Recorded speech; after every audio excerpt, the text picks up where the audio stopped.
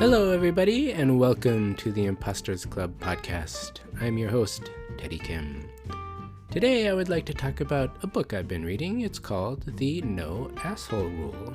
The author is a gent named Robert Sutton, a very well-regarded professor of management science at Stanford. Now, I've been following the No Assholes movement with a lot of interest. If you follow people like Gary Vaynerchuk on LinkedIn or the No Assholes hashtag on Twitter, you can come along for the ride. It's kind of fun. The general idea of the No Assholes rule is pretty simple.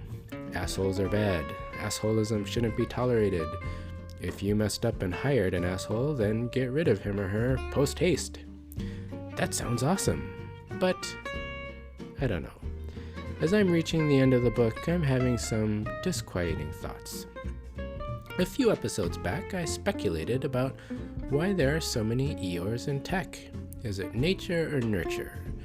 Do people enter tech because something about this work appeals to Eeyores? Or do people start out as shiny, happy people, only to be corrupted and turned to the dark side? Well, that episode was about Eeyores, but the same question applies to assholes. Nature or nurture? That is the question. And why does it matter? Well, if tech turns people into assholes, then getting rid of one or two is an exercise in futility. Kill one asshole and another will rise up in its place. And it's not so crazy to think that environment can turn a regular person into a total shithead. If you have doubts, Google the Stanford prison experiment. This was a social psychology experiment that created a mock prison and recruited students to act as either guards or prisoners. The experiment found that people are quite malleable. Some of the guards employed psychological abuse on prisoners. Some of the prisoners ganged up on other prisoners. It was basically Lord of the Flies. In fact, the experiment had to be abandoned after 6 days because, well, assholes. So, let's have a fun thought experiment of our own. I am the head of Evil Labs Incorporated. My job is to create a work environment that turns people into assholes as efficiently as possible. How would I do it? Well, for starters, I would make sure that stock makes up at least 50% of CEO pay. That would give CEOs an incredibly strong incentive to kowtow to Wall Street and obsess over quarterly earnings. Long-term strategy? Nah, cash out and leave the mess for someone else to sort out. That's why it's called fuck you money. Cool, we're off to a good start, but companies are big and unwieldy. Some troublemakers might start to question the wisdom of chasing short-term profits. We need to figure out a way to get everyone rowing in the same direction. So let's enforce MBOs, also known as management by objective, and that way everybody's compensation will be tethered to short-term wins. Furthermore, MBOs will pit team members into competition with each other. Under no circumstances do we want team members to cooperate. They might discover that they like it, and that would make it so much harder to turn people into assholes. Okay, executive pay and MBOs. Things are coming into focus, but we can do more. Humans are innately social. It's a quality that is ingrained in our DNA. After all, if our ancestors hadn't banded together to hunt mastodons, human history would have played out very differently. So, we need to figure out a way to short-circuit humans' natural tendency to cooperate. Here's an idea. Let's create a score-keeping system. First, we'll ask developers to predict the future, except we'll call it estimation. When work takes longer than the estimate, we can publicly shame people in a ritual we'll call retrospectives, and we'll quantify their shortcomings as carryover. Finally, just to keep people in line, we'll use a confusing proxy variable to measure a team's worth. We'll call it velocity.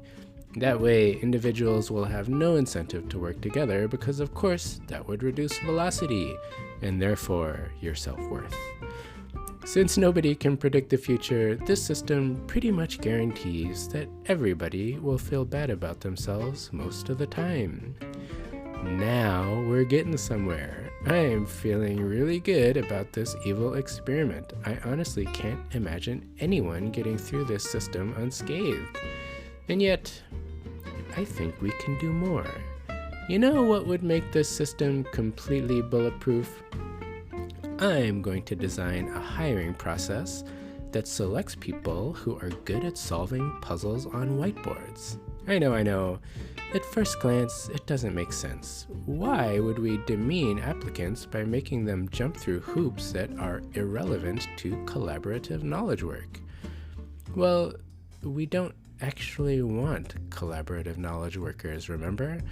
Our system is supposed to turn people into assholes, so why not hire people who demonstrate a willingness to comply with arbitrary and irrational demands? Wow, this system is incredible, but there is a final master stroke. Here it is. Let's infantilize everyone with beanbags, foosball tables, and free snacks. As any parent knows, there is no one on earth more demanding, self-centered, whiny, and tyrannical than a baby. Let's convince everybody at work that they are a baby, that they're entitled to special treatment, and that others will clean up their messes. And there you have it, folks. A system for producing assholes. Let's call it reality.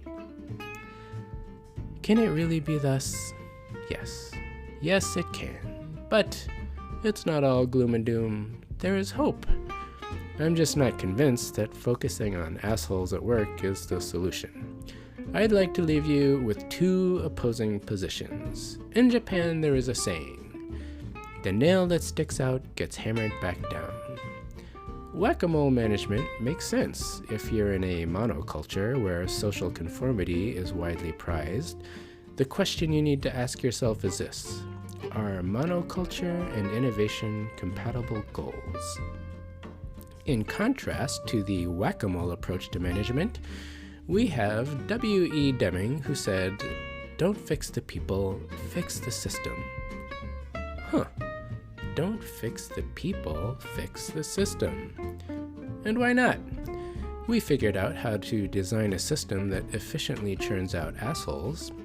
We have to be smart enough to figure out a system that ennobles the human spirit, right? The show notes for this episode are available at impostersclub.io. Check it out. Feel free to leave me a comment and mingle with other imposters just like you. impostersclub.io.